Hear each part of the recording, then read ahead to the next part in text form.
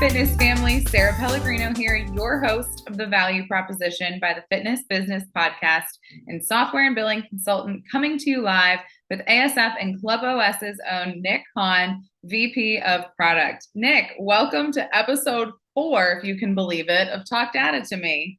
I'm just glad we got to 4. I'm surprised. No, I'm kidding. Hey. 3 more than I expected. No. Well, on our last episode, Katie Bossy from Listen 360 shared some great information with us on understanding the member experience and how staff loyalty directly predicts member loyalty, right? So we hear all about how Listen 360 can work with your business to help you gather data points around member and staff loyalty and so much more. So if you missed that one, be sure to tune back to Sarah Pellegrino's YouTube page and catch Talk Data to Me episode 3. On today's Talk Data to Me episode, we'll be reviewing the impressive State of the Industry report that our friends at ASF and Club OS compiled on fitness trends and statistics for 2022. I am personally convinced that the data points reflected here will directly set your fitness business up for success in 2023, since we are so close to it being a new year. So let's dive right in. Nick, I love that you all took the time to do this report, and I would be so appreciative if you can give our listeners an idea of where this idea came from and where you got the data. Yeah, absolutely. So we typically meet one-on-one with a lot of our customers, but we don't really have to get their feedback, but we don't really have a good sense of that industry sentiment across not just our customer base, but the general market.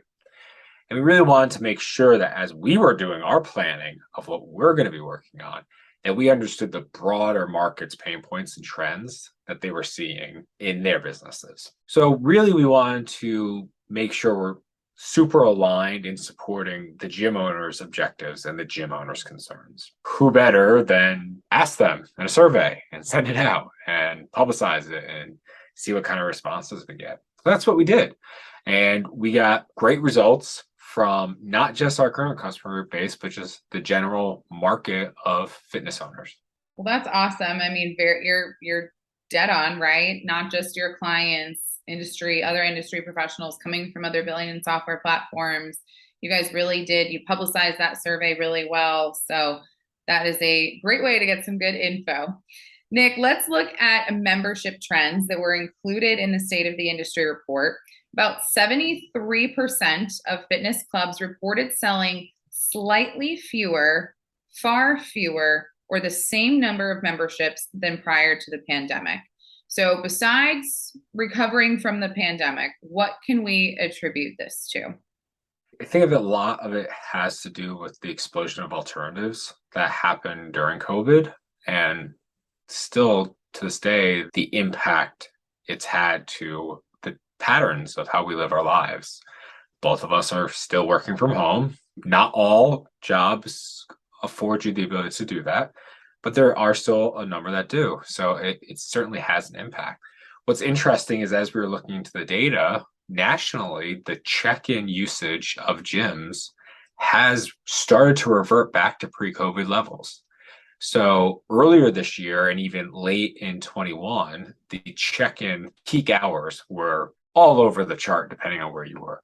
But now nationally, they've started to return to the 4 to 7 p.m. time frame, the 8 to 10 a.m., and then, that 5 a.m.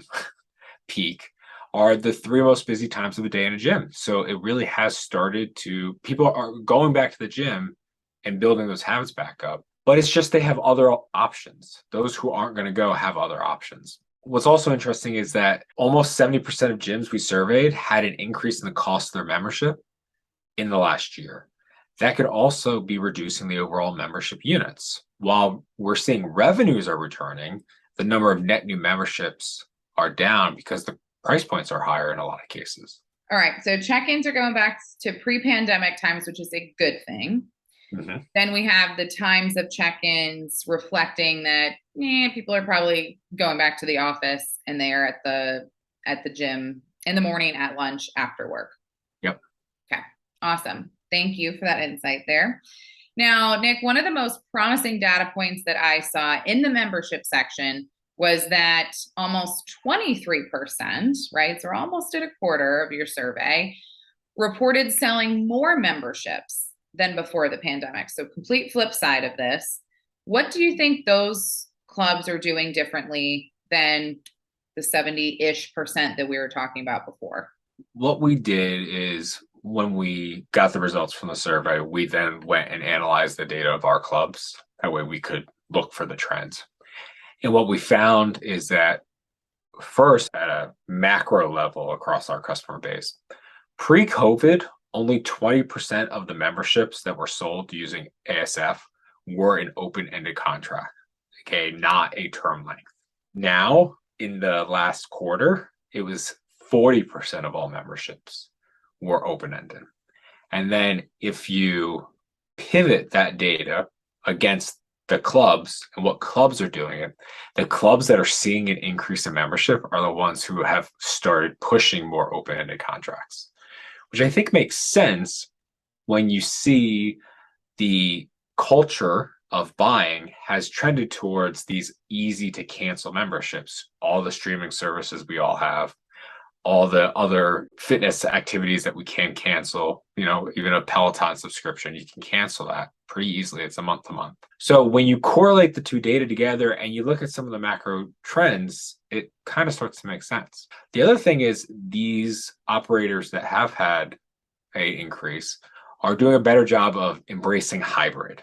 So they have some level of streaming alternatives that are available. While it might not be their primary focus, and while it's not necessarily directly bringing in revenue, it is leading to an overall better palette of services for them to offer their members. Amazing points. Want to talk about the contracts because I think that's so interesting. It's a really, really great point. I just literally canceled my Audible.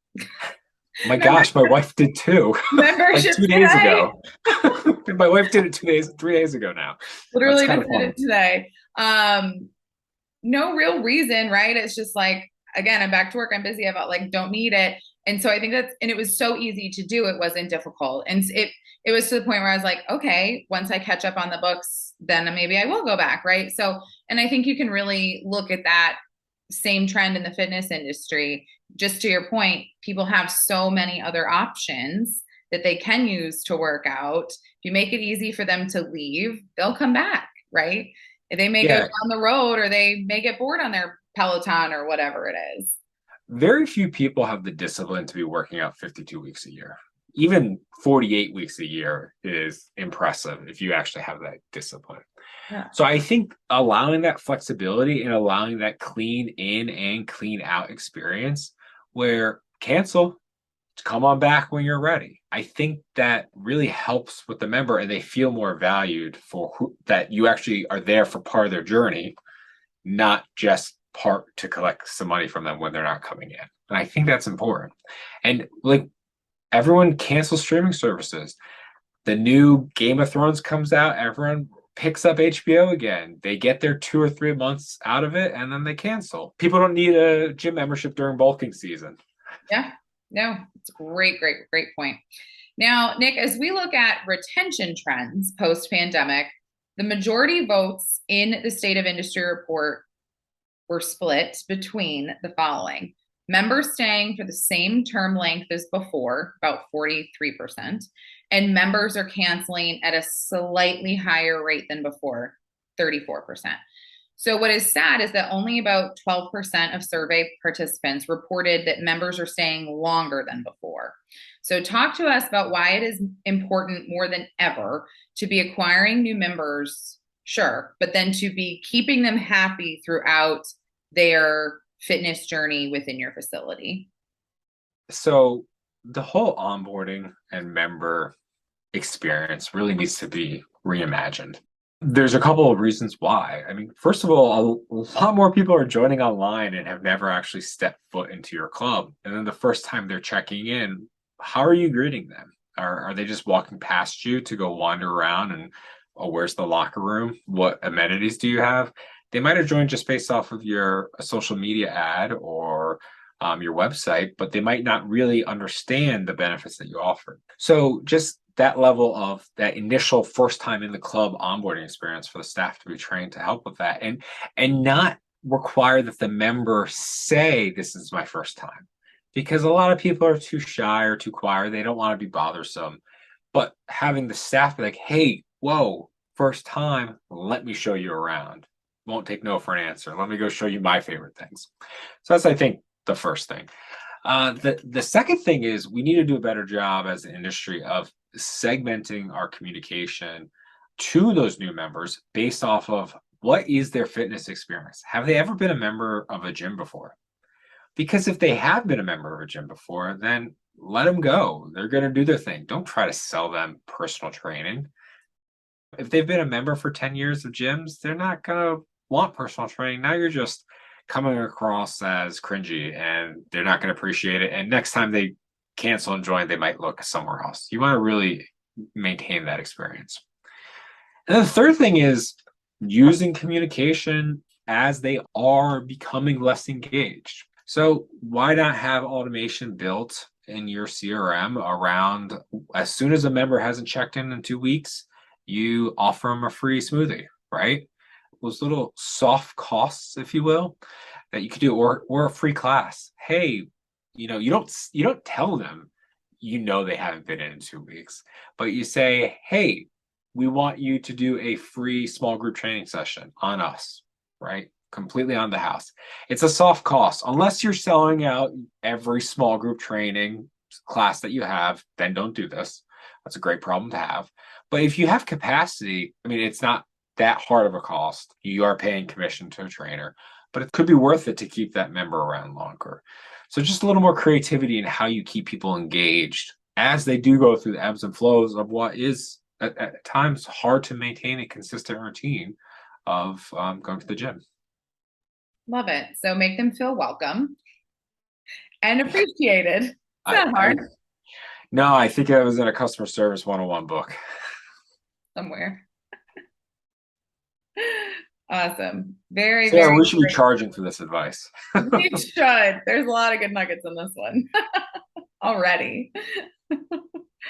Awesome. Nick, when we look at membership trends by age, was there anything surprising to you in those numbers? You know, I wouldn't really say it's surprising. About 50% of new members are in that 36 to 50 age demographic. Another 30% is in that 18 to 35. So obviously that's like almost 80% of your members between 18 and 50.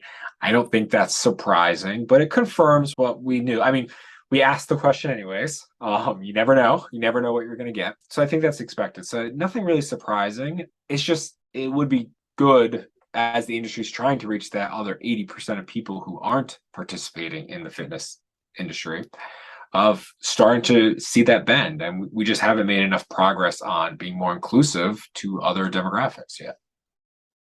I thought what really stood out to me was that 50 plus, it's like, well, where are they? That really was not the heavily voted category. No, and they kind of almost went away during COVID, and they haven't come back. And usually they're kind of in pockets. There's certain types of gyms that more appeal to them, and it's about what you're offering and the environment you're offering, right? And do you have more friendly machinery for weights and less aggressive cardio and all those other amenities to go along with it? And I'm gonna say it because I'm thinking it. I feel like clubs really should take a look at those numbers. And if your 50 plus is really lagging and you could do better there, take a hard look at your gym floor and does your health club really look intimidating to someone that would be 50 years plus? Can you add in classes that are for 50 plus? Like, what could you do, to your point, to be really inclusive of this category? Can you maybe market a little, could you put 50 plus your old people on your marketing material for a month or two just to, kind of love up that age group? I think that would really go a long way if that is an age group for you that is just not really represented. My dad signs up for a lot of stuff purely because there's a senior discount. Yeah. And you know what? That's a very real thing. And Yep.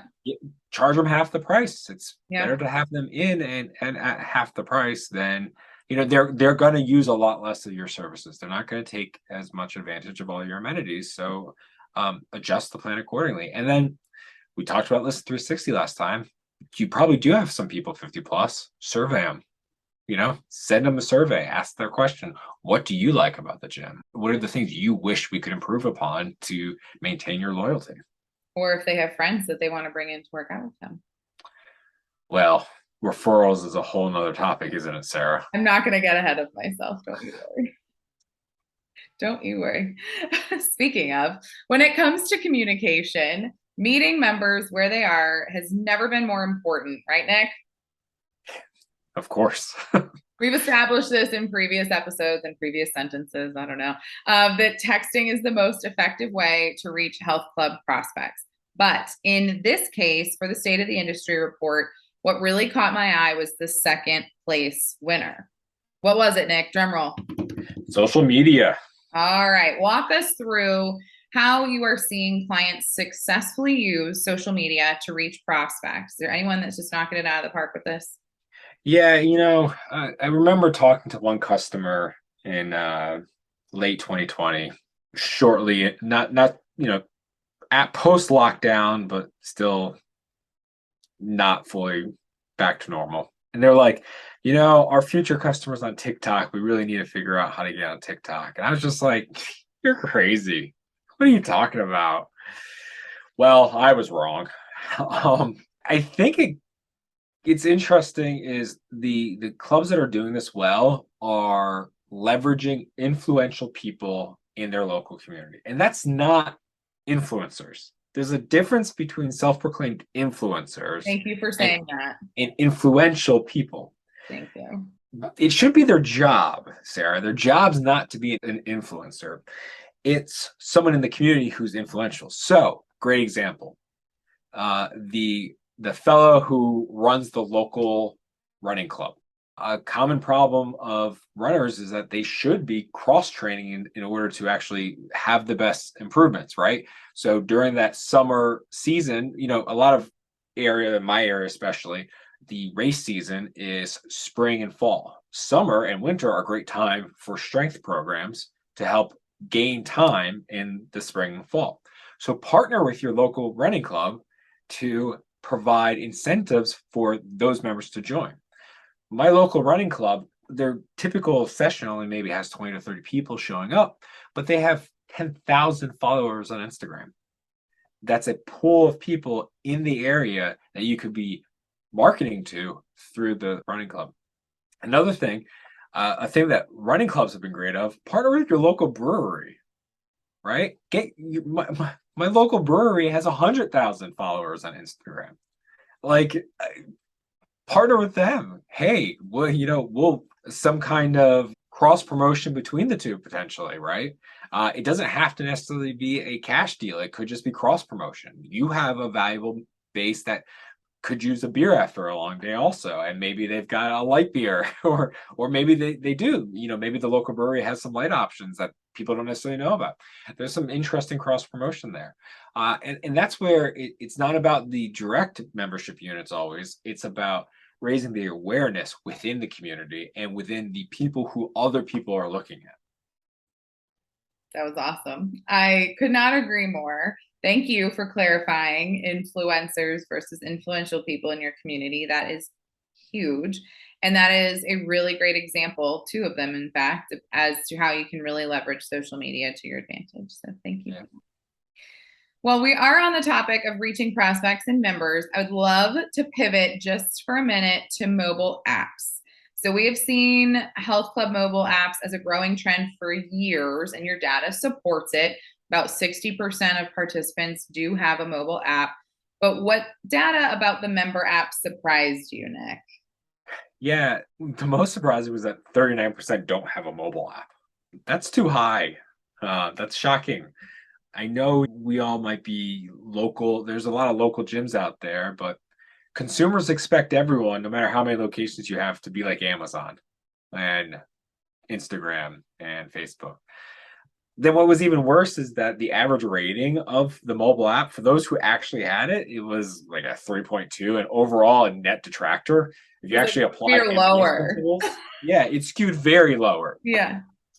And that's because there hasn't been a lot of innovation in the member app space. It's, oh, you can do the utility. We're not adding value to the membership. And that's, I think, a great opportunity for change is adding in membership. So the ASF mobile app, it has functionality to help scale your personal training offering so that you can provide a service. And as an example, MyFitnessPal now, if you're using it to track your nutrition, they actually charge you now in order to scan barcodes, which is such a pain. Well, the ASF mobile app allows you to scan barcodes to track your nutrition. So a gym could be offering that to their members as, hey, if you purchase this increased package, we give you access to this mobile app, or your top tier package includes the mobile app now. And now your members can get rid of their subscription to things like MyFitnessPal, and they can be using your app instead. And it helps increase the overall value chain that you provide to them. I think that's fantastic, Nick. And I would also add in too, if you do have a mobile app and you are using that in your business, ask the members that you know that really use it and love it and interact with it, what they love about it and what they wish was different, right? Is that not just the best group to Yeah, pull from? absolutely. And then I think we also have to not be afraid of getting rid of key tags. Our customers who have gotten rid of key tags have drastically increased the app adoption because it forces them to open that app every time. Yep. And then it forces them to see what else is in there. They're actually looking at it. I have a key tag for one of the gyms I belong to. I've never downloaded their mobile app. I know what mobile app they use. I know it's a competitor of ours. I can't allow that on my phone. I got the key tag. If I didn't have the key tag, I'd be downloading the mobile app and using it, Yeah. and that would be completely fine. And it would happen. And then maybe I'd see something cool in there. Yeah. But it's all about changing that behavior. Yeah. That's awesome. Really, really great recommendations there, Nick. Thank you. Now, when it comes to reaching leads directly, what is still the most effective method by almost 60% of the participants you surveyed? Referral programs. Ding, ding, And ding. guess what's actually the best way to get referrals? Mobile app. Oh, Yeah. the contacts. Yes, exactly. Sharing. Let's share a trial membership from my friend to you. It's really hard for the gym to convert a referral when it's I go to the gym, I join, and I ask for what other friends do I have. That conversion rate's still the best of all the conversion rates. It is. Of all the conversion rates we see from all the origins of a lead, referrals is still the best. But what if the gym staff wasn't involved in the conversation? It was just Sarah and Nick hanging out, having a beer, and Nick be like, I really like my gym that I go to. And Sarah being like, cool. And I'd be like, you know what? I got a referral code I can give you, just like so many other services that are out there. And now it's not a sales pitch anymore. It's just two friends hanging out and one offering. Or Sarah and I, maybe we work out at two different gyms and we're talking about it. We could start working out together at the same gym. One of our gyms becomes the winner in that mantra. So a lot of your members, a lot of your potential members are working out at your competitor down the street and they have friends working out there. And so how do you pull in that connection through your actual current membership base? So first off, that is true because I had dinner with a bunch of neighbors last night and we were all talking about the different gyms that we go to and how we should all try each other's gyms. Mm-hmm. First of all. Second of all, if you are wanting to see a company that does a great referral program, this one right here. Peloton referrals program has been amazing for years. Like it is still very, very good. And it's if you like something, you're going to post about it on social media and your friends see that. Oh, I was thinking of getting one. Okay, here's my code. Like if you as a health club operator conditioned your members, here's my code, here's my link to come as my buddy. Like if you just taught or maybe enticed members to do that and to be a referral for you, I think that would really go a long way.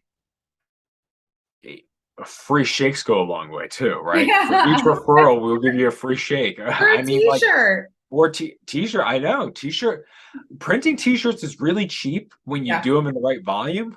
So especially if you're an HVLP or a bigger size store, it's pretty easy to start giving away that old supply of t-shirts that or a you're water discounting. Just bottle. start giving away. A water bottle, yeah. What's not selling in your pro shop? What's collecting dust that has your logo on it that your members are gonna walk around your community using? Free's a lot better. Love it. Love it. Love it. Nick, per the state of the industry report, what are the three main concerns on top of health club operators' minds today? And how can the teams at ASF and Club OS and even Listen 360 help operators with these concerns? Yeah, absolutely. It's all about concerns are maintaining profitability, selling new memberships, and retaining employees and members. And a Are you lot of that surprised? I know, No, and I'm not I again, I wish I was, I but know. no, it's not shocking, and we've kind of talked about a lot today already. Is there's a lot of ways to sell new memberships. It's always about engaging with the membership base to upsell. It's hard to get someone in off the couch, and you will, but a lot of your potential members are already working out at your competitors' locations or are your former members. That is the majority of your future members are working out somewhere else, an ex-member, or a friend of someone working out. So really just really digging in on those avenues is what's going to be the key to success. And if you get more memberships, you're going to increase that profitability and yada yada yada, on and on. If you have to sell $20 membership, if you have to give away a $5 t-shirt to sell a $20 membership, that's not that bad. That's profitable. Don't look at it as $5 going away. Look at it as $15 coming in that you might not have otherwise gotten. And then 20 the next month and 20 the next month. It's not just 20. No, and that's where you don't need to worry about is it profitable over a year? Just how long is it profitable? 2 months in 2 months, in that case, in 5 days it's profitable, right? So Yep. you've got your ROI already, and everything after that's golden. Touche. I'll say that. Nick, how are you feeling about the fitness industry going into 2023? What are you excited to see more of? And I'll say, what are you hoping to see less of also? Well, I'm definitely excited to see more data. There's it just Me every too. day What a that goes by, coincidence. I know there's every day that goes by, there's more data to be seen. I hope we never see less of that. A lot of the trends are stabilizing and returning to the normal seasonal trends.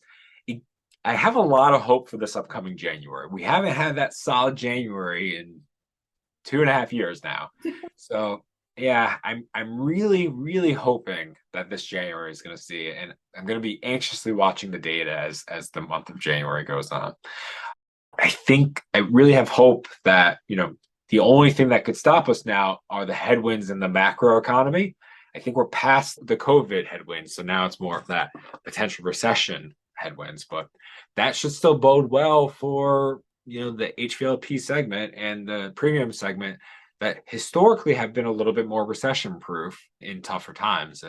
And hopefully will continue to be so. So that's the risk coming up. But I'm excited to see a lot of the other trends that have been going well as we kind of go into this fourth quarter. Awesome. I like your point about we all really need a good January. It's true. We do. We Yeah. do. That's awesome. Well, thank you so much for your insight today, Nick, and for reviewing the state of the industry with us. And if someone is listening and they have not gotten their hands on this amazing report, where can we send them? Easiest way is to just go to our website. Just go to the Club OS website, which is club-os.com. You can't miss it. It's right there. And that's the easiest way to get a hold of it. Perfect. And if someone wants to know more about ASF and Club OS, what is the best contact for them? Just shoot me an email. My email address is nick@club-os.com. Easiest way. If I can't answer the question, I will get you someone who can. I love it. Love to see it. Awesome. Well, Nick, thank you so, so much. And thank you all for joining us for episode 4 of Talk Data to Me. Catch us in December for episode 5. Bye, friends.